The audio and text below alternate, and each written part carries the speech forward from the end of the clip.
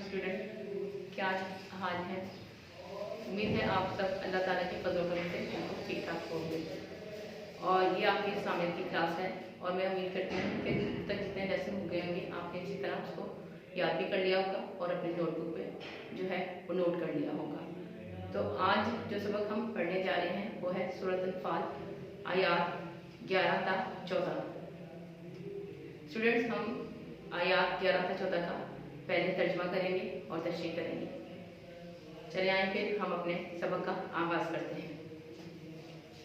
आज हमारा सबक है सूरत अल-फाल आयात 11 ता 14, तर्जमा तशरीह। तो पहले सबसे पहले तर्जमा करने से पहले हम इसका लफ्ज़ी तर्जमा करेंगे।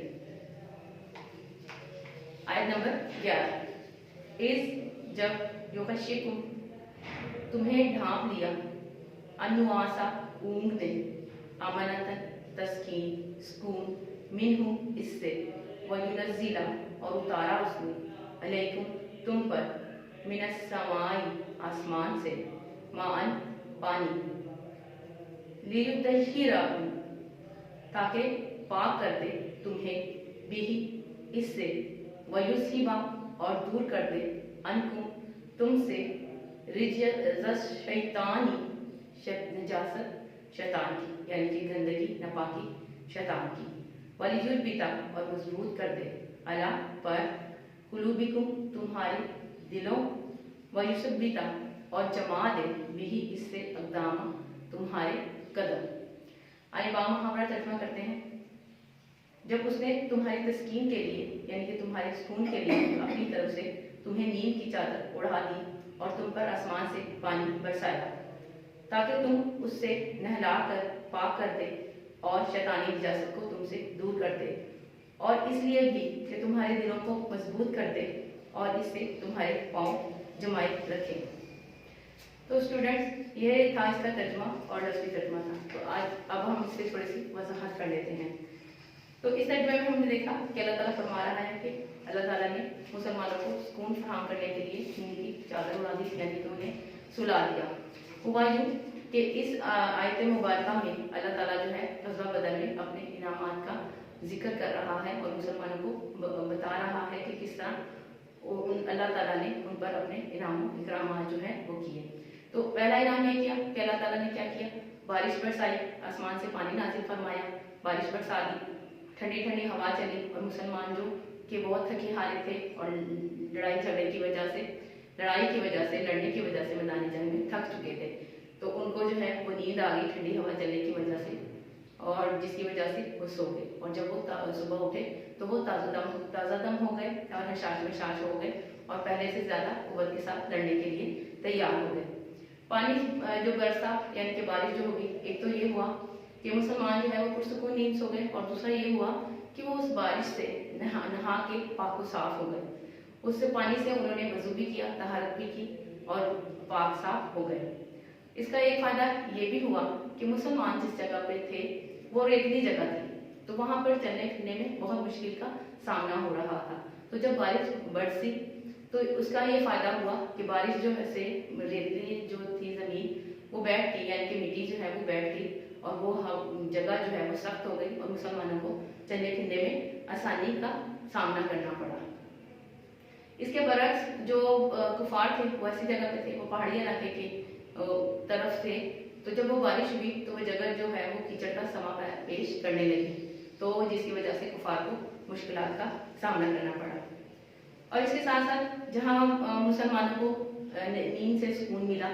और उन्होंने वो नहा धो के पाक साफ हो गए, इसके साथ साथ जो है वो शैतानी निजासत भी उनसे दूर हो गई। कहने का मतलब ये है कि शैतान जो उनके दिलों में वसवसे डाल रहा था और उन्हें जो है वर्गला रहा था कि तुम तादाद में थोड़े हो और कुफार हैं वो तादाद में ज़्यादा हैं, तुम किस तरह इनका मुकाबला कर सकोगे। और इसी तरह हमने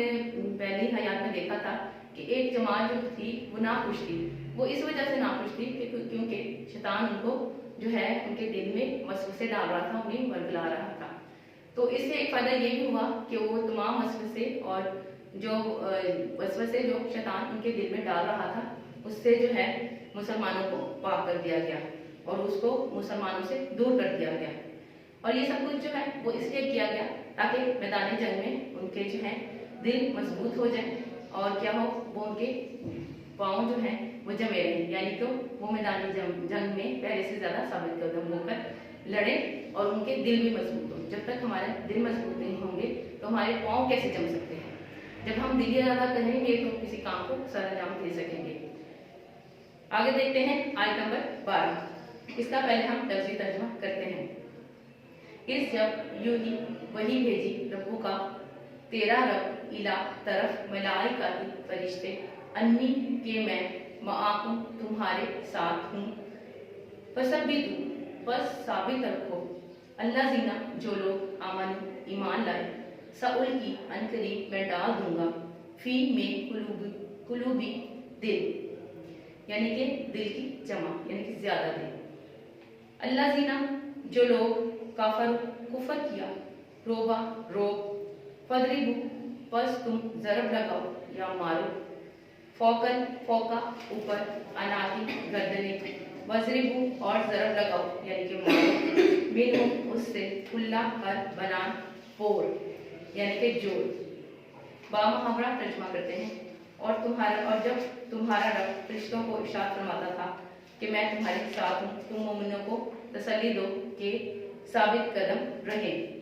میں ابھی ابھی کافروں کے دلوں میں رعب و ہیبت ڈالے دیتا ہوں تو ان کے سر مار کر اڑا دو اور ان کا پور پور مار کر توڑ دو۔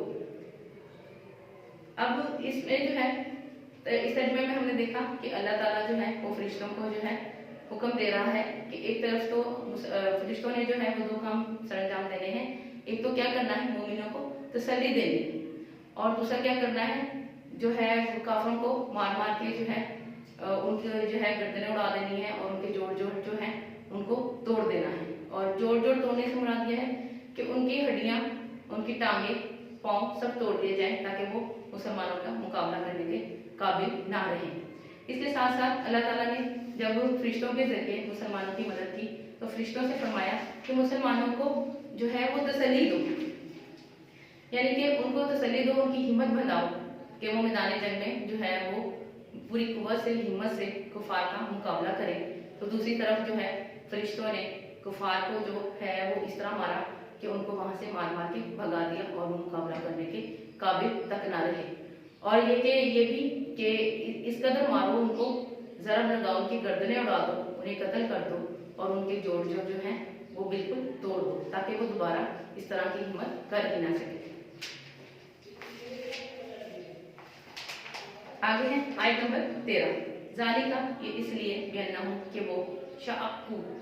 مخالف ہوئے اللہ کے و رسولہ اور اس کا رسول، ومن اور جو یشاقی مخالف ہوگا اللہ کا و رسولہ اور اس کا رسول، فاپس انا بے شک اللہ شدید سخت عقاب عذاب دینے والا ہے۔ اب اس کا بامحاورہ ترجمہ دیکھتے ہیں۔ یہ سزا اس لیے دی گئی کہ انہوں نے اللہ اور اس کے رسول صلی اللہ علیہ وآلہ وسلم کی مخالفت کی، اور جو شخص اللہ اور اس کے رسول صلی اللہ علیہ وآلہ وسلم کی مخالفت کرتا ہے تو اللہ بھی سخت عذاب دینے والا ہے۔ اب یہ پوری دنیا میں جو ہے نا یہ قانون ہے کہ جب کسی حکومت کے خلاف یا کسی ریاست کے خلاف جو ہے نا بغاوت کی جاتی ہے نا تو وہ ریاست جو ہے اس کی کوشش ہوتی ہے کہ ہم کسی نہ کسی طریقے سے جو ہے نا تمام جو ہے ہماری طاقت قوت کو بزرگ کار لاتے ہوئے تو ہم اس بغاوت کو ہے وہ جو ہے وہ ختم کر دیں، اس کو کچل کے ڈال دیں۔ تو یہی اصول جو ہے وہ اللہ تعالیٰ نے بھی اپنایا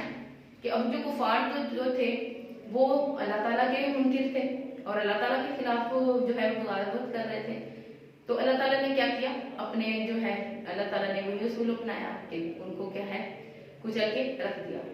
اور اللہ تعالیٰ نے کیا کیا کہ ان کے جو ہے بڑے بڑے سردار جو ہے ان کو میدان جنگ میں مارا، پھر اس کے ساتھ ساتھ اللہ تعالیٰ نے فرشتوں کے ذریعے ان کو وہاں سے مار بھگایا۔ پھر کفار جو تھے وہ تعداد میں بہت زیادہ تھے لیکن مسلمان اس سے بہت زیادہ کم تھے، لیکن اللہ تعالیٰ کی مدد سے کیا ہوا کہ وہ وہاں سے ان کو مسلمانوں نے جنگ کے دوران جو ہے مار بھگایا اور وہ وہاں سے چلے گئے۔ اور یہ سب کچھ جو کیا گیا اللہ تعالیٰ نے ان کے ساتھ کس وجہ سے کیا کہ وہ اللہ تعالیٰ کی مخالفت کرتے تھے، اللہ تعالیٰ کے احکامات نہیں مانتے تھے، اللہ اور اس کے رسول کا کہنا نہیں مانتے تھے، اللہ اور اس کے رسول کی اطاعت نہیں کرتے تھے۔ تو یہی وجہ ہے کہ یہ جو ہے اللہ تعالیٰ فرما رہا ہے کہ اللہ تعالیٰ جو ہے انسان ایک تو طرف اللہ تعالیٰ جو ہے اپنے بندوں پہ انعامات و اکرامات کرتا ہے، اور دوسری طرف جو اس کا منکر ہوتا ہے اور جو اس کے احکامات نہیں مانتا، اللہ تعالیٰ اس کو سخت عذاب جو ہے وہ دیتا ہے۔ آیت نمبر 14، ذالکم تو تم فذوقوا بس چکھو اسے، وَأَنَّ اور یقیناً للکافرین کافروں کے لیے عذاب النار آگ، یہ مزہ تو یہاں چکھو اور یہ جانتے رہو کہ کافروں کے لیے آخرت میں دوزخ کا عذاب بھی تیار ہے۔ اب جی اس آیت میں جو ہے وہ اللہ تعالیٰ جو ہے کفار کو مخاطب کرتے ہوئے کہہ رہا ہے کہ یہ جو ہے عبرتناک جو ہے شکست وہ تمہیں اس لیے دی گئی تھی کہ تم جو تھے کیا تھے کہ اللہ تعالیٰ کے احکامات نہیں مانتے تھے۔ اب جو تمہیں شکست ہوئی میدان جنگ میں، تم ہار گئے، تمہارے بڑے بڑے سردار مارے گئے، تم زیادہ تعداد میں ہونے کی وجہ سے بھی جو ہے وہ وہاں سے بھاگ نکلے اور تمہیں شکست کا سامنا ہوا، یہ اس وجہ سے ہوا کہ تم اللہ تعالیٰ کے منکر تھے۔ تو یہ بھی ایک طرح سے سزا تھی تمہارے لیے، یہ تم ایک اللہ کا عذاب تھا جو کہ تم نے دنیا میں چکھا ہے، اور اگر تم اپنے افعال سے باز نہیں آؤ گے تو آخرت میں جو ہے وہ کافروں کے لیے جو ہے آگ کا عذاب جو ہے وہ تیار کیا ہوا ہے۔ تو اسٹوڈنٹ یہ آپ کا آج کا لیسن تھا، امید ہے آپ کو سمجھ آ گئی ہوگی۔ تو آج آپ نے کیا کرنا ہے کہ ان آیات کا ترجمہ جو ہے اور مشکل الفاظ جو ہے اپنی کاپی پہ نوٹ کرنے ہیں اور اس کو اچھی طرح سے یاد کرنا ہے۔ اللہ حافظ۔